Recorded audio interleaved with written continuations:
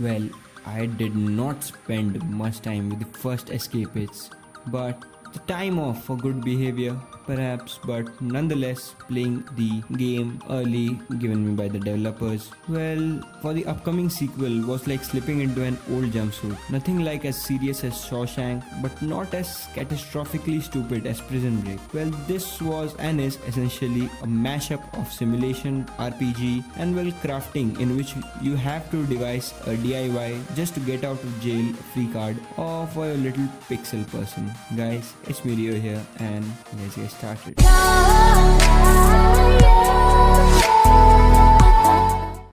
Well, the Escapists official site says that this is a traditional sequel strategies game, flashier graphics in favor of being a revoked, expanded and anti-uppered version of the first. The result is a sandbox puzzle game with impressive scope and with its copious shower scenes. If you are unlike me, significant first-hand experience of the game, some of the following will be restarting for the obvious, but for the world that doesn't revolve around you, well, the Escapist 2 is, well, you're gonna kill me for this, a survival game without any survival, by which I mean it employs many of the mechanics we recognize from trying not to die in the desert or woods or nightmare or an alien world. Yeah, I said that too much, didn't I? Well, moving on, such as scavenging, crafting and worrying about losing all of our stuff if somebody ganks or shanks on us. Only you can't actually die, so you're never back to the square one, but get into a fight at the wrong time and you'll certainly end up back to square 2 or 3. Well, your best stuff is confiscated or stolen. Perhaps more meaningfully,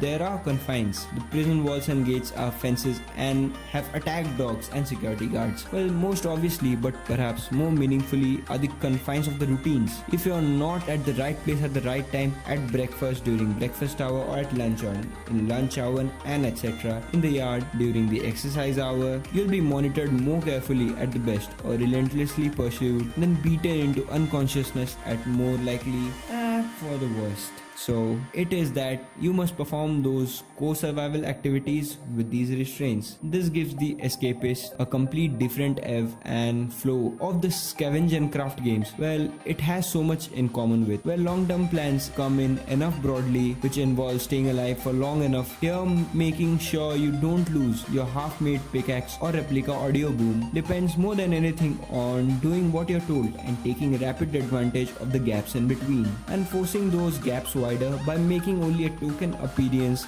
at lunch, for example, then darting out to dig a hole, raid another's inmate cell, or popping iron into a readiness to clobber on arrival, and swigging a stolen soda in order to regain the energy required for such things. Plans are moved forward in stolen moments rather than relentless grids, and it's that which makes the game feel fresh and kind of fresh to me. The game differences between this and the first game, and not usually multiplayer mode aside, is scale. Prisoners are now multi-flow as well as wider per flow, so there are a whole lot more of mind mapping and hearing around is required, which adds to more of the slight slapstick feel.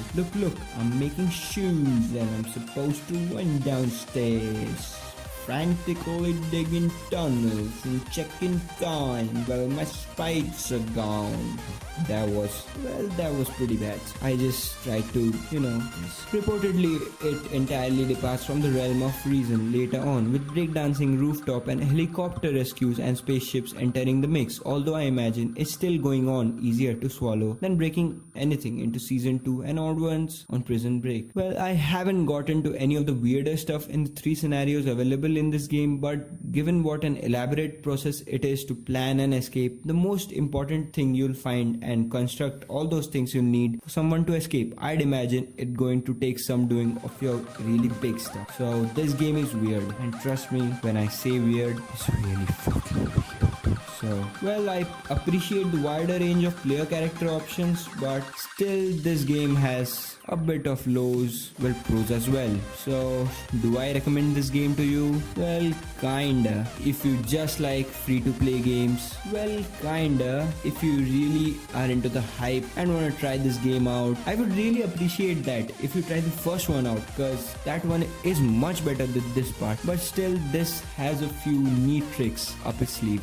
So yeah, this is just a mediocre game and one of the million games present on the market. This game won't turn many heads around, but still you'll have okayish time playing it. So this has been me, Rio. Hope you like it, and like if you liked it, subs if you loved it, and have any questions, jot them down in the comments below. I'll see you in my next one. Peace.